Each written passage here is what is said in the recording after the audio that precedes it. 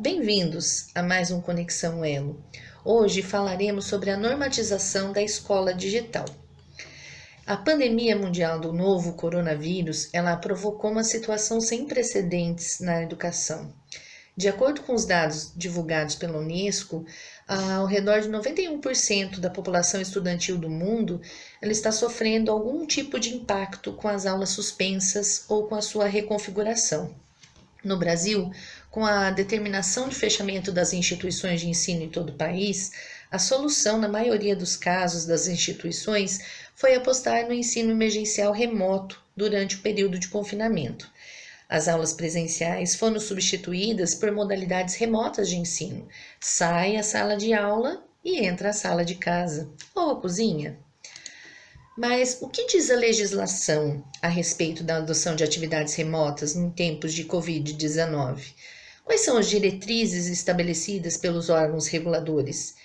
Essas são as questões que nós trabalharemos hoje nesse webinar. Nós, enquanto escola, nós temos uma função social. E para atender essa demanda, nós aderimos ao projeto da Escola Digital, com o objetivo de continuar com as atividades pedagógicas remotamente, para não causar maior prejuízo ao desenvolvimento do aluno, buscando o menor impacto possível no calendário escolar para este ano letivo de 2020. Nossa parceria com o Sistema Anglo permite que neste momento tenhamos uma das mais eficientes ferramentas para desenvolver as atividades escolares por meio da tecnologia digital virtual, que é a plataforma Plural, garantindo desta forma aos nossos estudantes o direito universal à educação de qualidade. A legislação nacional, ela define e regulariza os cenários atípicos, como o que está sendo enfrentado atualmente pela sociedade no âmbito educacional. Segundo a Lei de Diretrizes e Bases da Educação Nacional, no artigo 23, no parágrafo 2º, ele fala que o calendário escolar deverá adequar-se às peculiaridades locais, inclusive climáticas e econômicas, a critério do respectivo sistema de ensino, sem, com isso, reduzir o número de horas letivas previstos na lei. No artigo 32, ele afirma que o ensino deverá ser presencial, porém abrindo a possibilidade de ensino à distância, utilizado como complementação da aprendizagem ou em situações emergenciais, como essa que estamos vivenciando. O Decreto 9.057 de 2017, no artigo 8º, ele diz da competência das autoridades dos sistemas de ensino estaduais, municipais e distrital, no âmbito da unidade federativa, autorizar os cursos e o funcionamento das instituições de educação na modalidade à distância, nos seguintes níveis: fundamental, ensino médio, educação profissional técnica, ensino médio também, que é essa educação profissional está no mesmo patamar, a educação de jovens e adultos, bem como a educação especial. E decorrente dessas medidas adotadas para o enfrentamento do coronavírus, no dia 1º de abril deste ano foi adotada a medida provisória 934, que dispensa a educação básica, que é a educação infantil, a partir do infantil 3, o ensino fundamental e o ensino médio, da obrigatoriedade do cumprimento dos 200 dias letivos, desde que se cumpram a carga horária mínima anual estabelecida, que foi de 800 horas.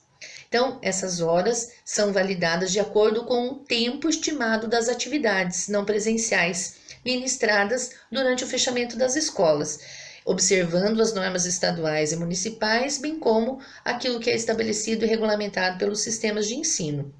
Os conselhos e secretarias estaduais de educação, eles estabeleceram as medidas indispensáveis à implementação da suspensão de aulas e dos sistemas de trabalho para que professores e alunos possam realizar essas atividades não presenciais, fixando as normas quanto às atividades válidas, a reorganização dos calendários escolares e a compensação das horas exigidas. E o que diz a legislação estadual paranaense? O governo do estado do Paraná, obedecendo às determinações legais do governo federal, ele publicou o decreto estadual 4.230 no dia 16 de março, foi alterado por outro decreto de número 4.258, de 18 de março, dispondo no artigo 8º que a suspensão das aulas estava decretada a partir do dia 20 de março, sem vistas ainda para quando nós retornaremos. Então, a gente aguarda as publicações oficiais paranaenses para nos informar de quando será possível retornarmos às aulas presenciais em segurança. Por enquanto, não temos notícia disso ainda.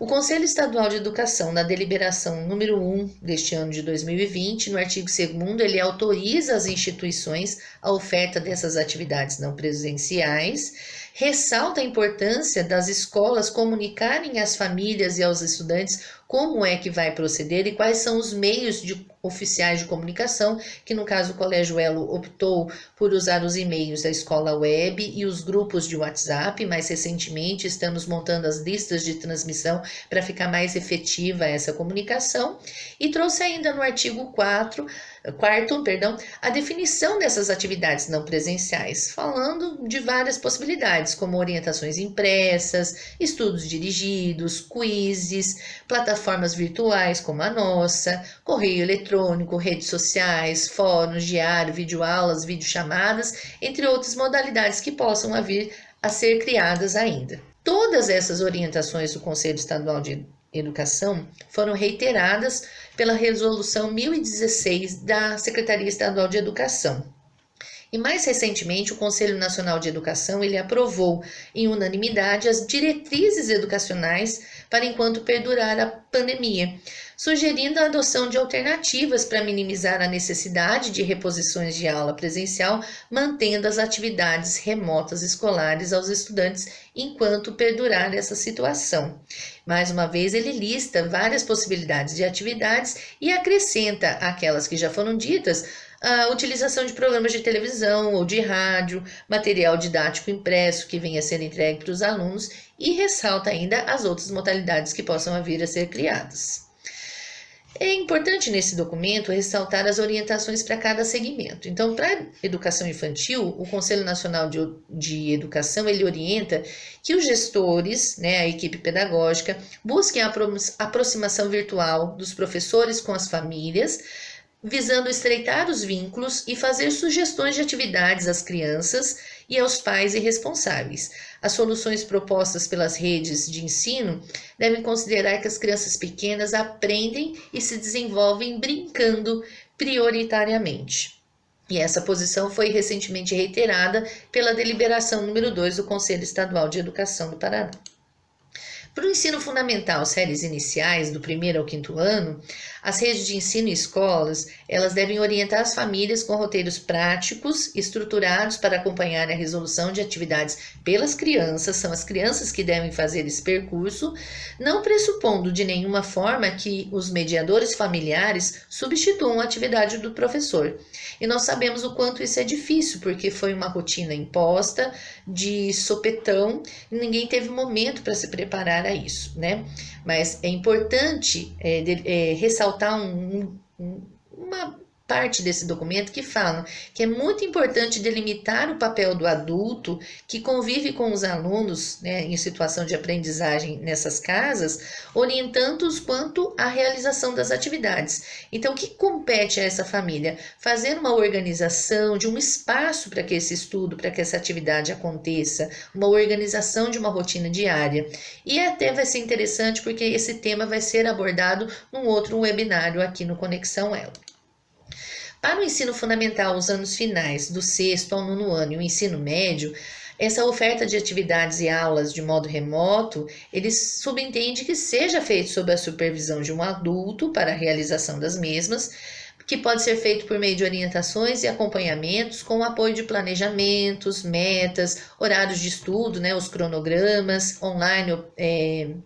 online, junto com o professor, mediando ali a educação, ou para eles fazerem um estudo, uma rotina para que ele possa se organizar, fazer as leituras que são indicadas pelos professores, visto que nessa etapa da educação os alunos possuem mais autonomia para acessar, para usar os dispositivos móveis e fazer parte, construir uma nova rotina de ensino e aprendizagem. Mas, afinal, essas atividades não presenciais podem ser aproveitadas no ano letivo? Sem dúvida. É essa a orientação que o Conselho Nacional de Educação e todos os outros organismos vêm nos colocando. né, principalmente o Conselho Nacional de Educação. Ele dita que as atividades não presenciais podem ser organizadas oficialmente, validadas como conteúdo acadêmico aplicado. Para serem aproveitadas dentro daquelas 800 horas que a gente precisa, então a gente precisa seguir uma série de indicações, de orientações que eles nos colocaram. Primeiro, para adotar a modalidade não presencial, as redes de ensino ou escolas precisam adequar sua metodologia de ensino aos recursos tecnológicos necessários. Não basta apenas transferir o conteúdo que seria ministrado presencialmente para a esfera digital. É imprescindível dar atenção à qualidade das aulas, dos instrumentos que estão acontecendo nessas aulas, zelar pelo acompanhamento dos alunos, que eles tenham avaliações que realmente avaliem essa nova forma que eles estão aprendendo, para que eles possam participar da maneira mais correta possível. As escolas devem garantir metodologias adequadas ao modelo digital, com aulas síncronas, com a presença do professor ali, mediando essa aprendizagem, né? Para que faça a continuidade do conteúdo que foi iniciado lá no mês de fevereiro e março, para que o professor acompanhe o aprendizado e consiga fazer uma avaliação e o registro efetivo dessa avaliação de como estão atuando os alunos diante dessa nova modalidade de aprendizagem. O destaque importante aqui a ser feito é que a orientação foi para suspender as aulas presenciais e não interromper o processo de aprendizagem. Então, nós conseguimos aprender por meios digitais, virtuais, sim, estamos colhendo bons resultados dessas novas práticas.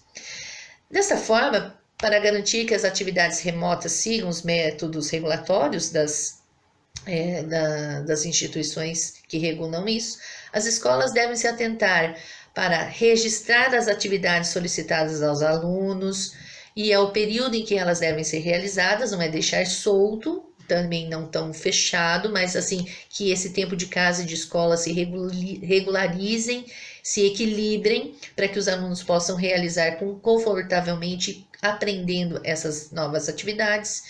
Justificar mudanças nas formas de avaliação no calendário letivo, porque não é possível trabalhar mais da maneira presencial.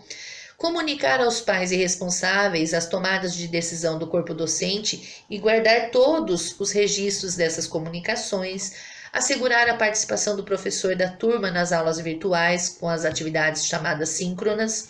Assegurar a participação dos estudantes nas atividades propostas, seja por marcação de presença digital ou por produção final. Então, nós temos uma plataforma e constantemente a equipe pedagógica, as coordenadoras estão atentas a isso. Um dia que a internet não venha funcionar bem, quais são os outros meios que essas aulas podem ser garantidas a essa educação do aluno. Então, as aulas ficam gravadas para que depois eles tenham acesso, se teve problema com seus aparelhos ou com sua internet. Então, isso é uma das responsabilidades que está imbuída para a escola, para as famílias e para o Estado também.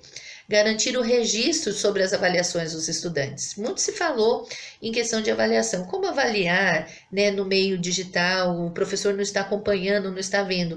É necessário nós evoluirmos da nossa maneira de aprender, de ensinar e aprender, que existem outros meios de avaliar e acompanhar o aprendizado dos meninos que estão aí em casa agora, né? Colhemos bons resultados disso. Diante disso tudo que nós falamos, dessa organização, dessa normatização, essa situação excepcional que vivemos, ela vai gerar um legado único para a educação, sem dúvida nenhuma. O uso pedagógico da tecnologia veio para ficar. Mesmo depois que nós voltarmos para o ensino presencial, esse ensino, que passará a ser chamado de ensino híbrido, ele vai contribuir muito para a autonomia dos estudantes, né? Eles vão ter um empoderamento das ferramentas que vão ajudar no seu processo de aprendizagem. Vai também trazer, já trouxe, a aproximação das escolas com as famílias, né? A gente precisa das famílias como parceiros permanentes, porque nós estamos falando da educação dos nossos filhos, dos nossos alunos, né? E a relevância da formação dos estudantes, considerando as competências socioemocionais que já foram trazidas pela Base Nacional Comum Curricular, que são, sem dúvida, uma chance para essas crianças, para esses adolescentes, experimentarem novas maneiras de buscar o conhecimento e os professores buscarem novas maneiras de educar e questionar os velhos hábitos, que é isso que nós, enquanto escola, temos feito. Essa situação de caos nos fez muito refletir o quanto nós precisamos evoluir enquanto escola. Afinal, quando um mundo para, outros mundos nascem. E realmente essa frase faz muito sentido para nós, porque nós vimos nascer novas possibilidades. Os professores viram novas metodologias às suas frentes, os alunos viram novas possibilidades, novos caminhos de aprender. E por que vamos negar a tecnologia? A tecnologia tem que estar a nosso uso para que nós possamos cada vez mais aprender mais e buscarmos sermos pessoas melhores, conhecedores dos nossos direitos e deveres, para que a gente consiga aquela sociedade que tanto idealizamos. É isso aí, esse recado foi dado hoje sobre a normatização. Eu espero que tenha contribuído para esclarecer algumas dúvidas que vocês tenham e me coloco à disposição. Quem quiser bater um papo, perguntar alguma coisa sobre essa questão, estou à disposição. Muito obrigado pela presença, pela audiência, presença virtual, audiência e até mais.